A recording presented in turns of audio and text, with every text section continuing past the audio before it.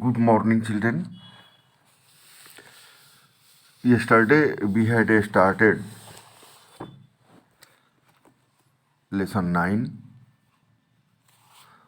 from your supplementary reader, Bholi. You must have watched a video yesterday. Today we are going to discuss the gist. You can see a very short,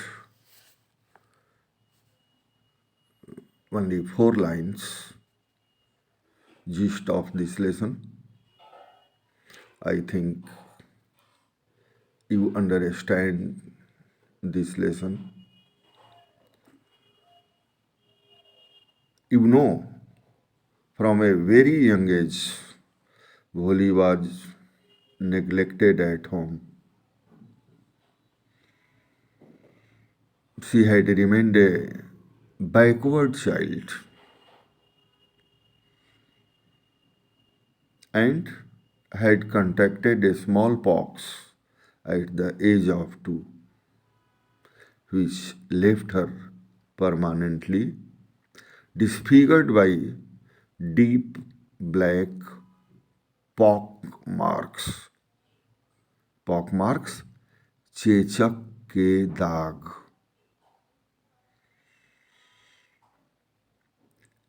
Second thing is also important. She was late to start speaking and she stammered tutlana, which made the other children make fun of her.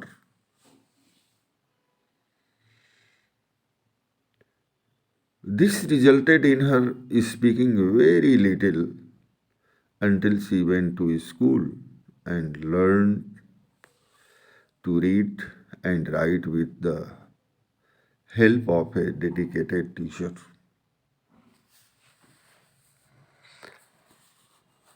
Dear children, you may remember,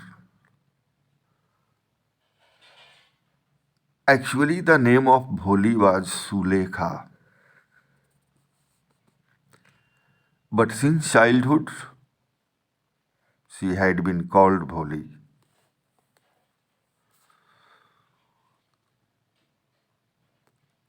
The simpleton. Simpleton means foolish, buddhu, bewkoof.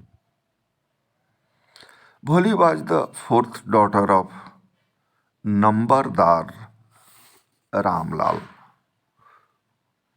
You can remember the name of her father, that was Ramlal.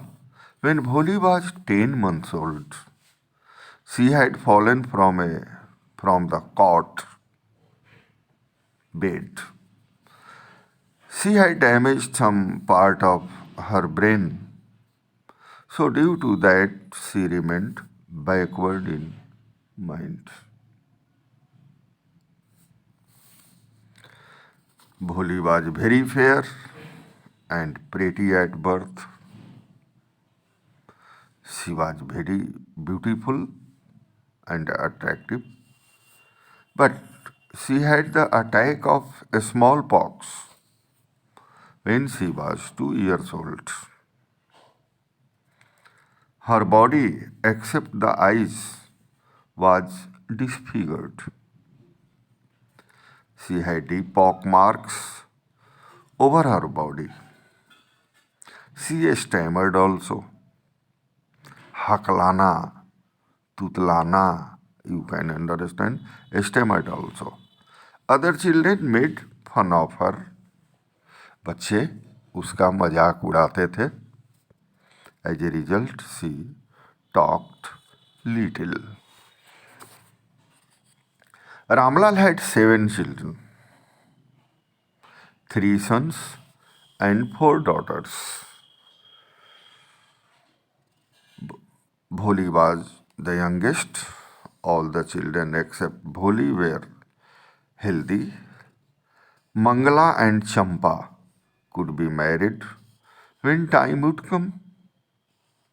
Radha, the eldest daughter, had already been married. But Ramlal was worried about Bholi. She was neither beautiful nor intelligent. Bholi was 7 years old when a primary school was opened in the village.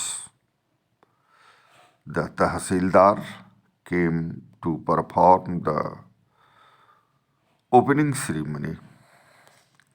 He asked Ramlal to set an example for the villagers. He must send his daughters to school. At first, Ramlal's wife objected to it. Means Bholi's mother did not want to send her child, means Bholi, to school. She said that no one would marry Bholi, but Ramlal took Bholi to school the next day. Bholi wore some decent clothes that day. New clothes had never been made for Bholi. The old dresses of her sisters were given to her. She was bathed. Her hair were oiled. Bholi feared much. The head mistress asked Bholi to sit down in a corner of the classroom. Bholi did not know what was school like, but she was glad that there were many girls of her own age. They would be her friends, she thought. The lady teacher said something to the other girls. Bholi did not understand. She looked at the pictures on the wall. She was charmed by them. These were of goat, the parrot, the cow. All were like what Bholi had seen. The teacher asked Bholi her name, but she stammered. She kept her head down. She felt that other girls would laugh at her. She began weeping. The teacher called her name. She spoke very softly. No one had spoken to her earlier like that. Her heart was touched. The teacher then asked her name. When she stammered, the teacher did neither get angry nor laughed. She encouraged Bholi. She patted Bholi with love. She asked Bholi to take the fear out of her heart. She also told her that she would speak rightly one day. She would not be afraid of anybody. The teacher gave Bholi a book. It had nice picture of dog, cat, goat, horse, parrot, etc. in color. The teacher told her that she would be able to read in about 1 month. She would read a bigger book. Then no one would laugh at her.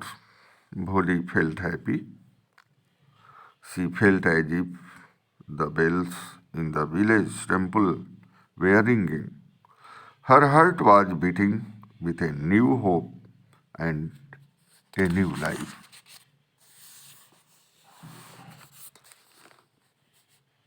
The years rolled or went by. The village became a small town. The primary school became a high school. Now there was a cinema and a cotton greening mill. The mail train began to stop at their railway station.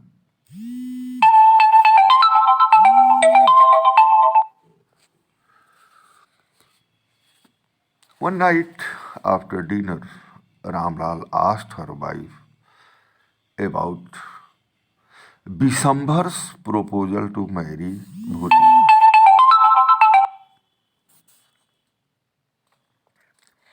His wife was happy that Bholi was getting a wealthy bridegroom. Bisambar had a big shop and a house of his own. He was 45 or 50. He limped also. He had the children from his first wife also. He did not know if Bholi had pock marks on her face. Bholi had heard herself, her parents speaking so. On the fixed date, December came as a bridegroom. He sat on a decorated mare.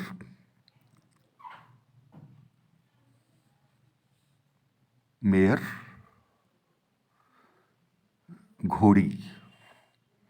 There was a brass band playing before the bridegroom. Bholi's sisters got jealous of her. Ramlal was also overjoyed to see such pomp. He had never even dreamed that his fourth daughter would have such a grand wedding at the fixed time.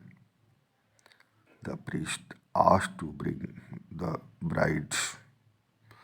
Bholi was dressed in a red silken bridal dress.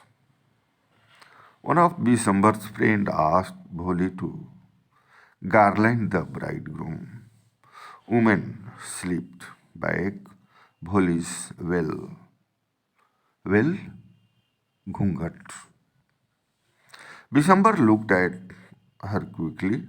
He asked his friend if he had seen the pock marks on Bholi's face.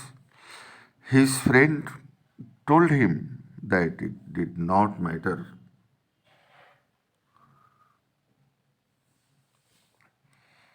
He was also not young. Bisambar asked for a dowry of 5,000 rupees. Ramlal put his turban.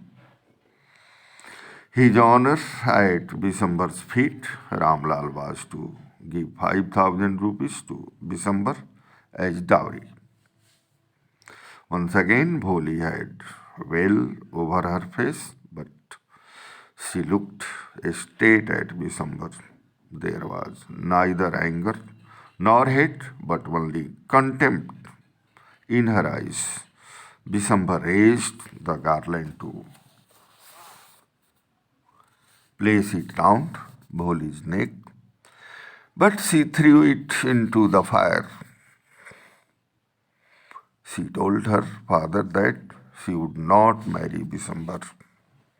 She asked him to take the money back. She also told that she was willing to marry the lame old man, but he turned out to be greedy and hateful. She would not marry him. Other women wondered how Bholi, a harmless dumb cow, had become so violent. Bholi told them that that is why they were giving her to that greedy man. But she would not go. All started going back. Ramlal stood rooted to the ground. His head bowed low with grief and shame. The flames in the sacred fire slowly died down. Ramlal told Bholi that no one would marry her then. What would they do with her? Bholi told her father not to worry. She told him that she would serve them in old age. She would teach in the same school. Her teachers had seen the whole drama. She showed her satisfaction at it like a great artist does on his creation of art. Dear children, you can see that Bholi was a backward child. She stammered to speak, and generally children made a fun of her.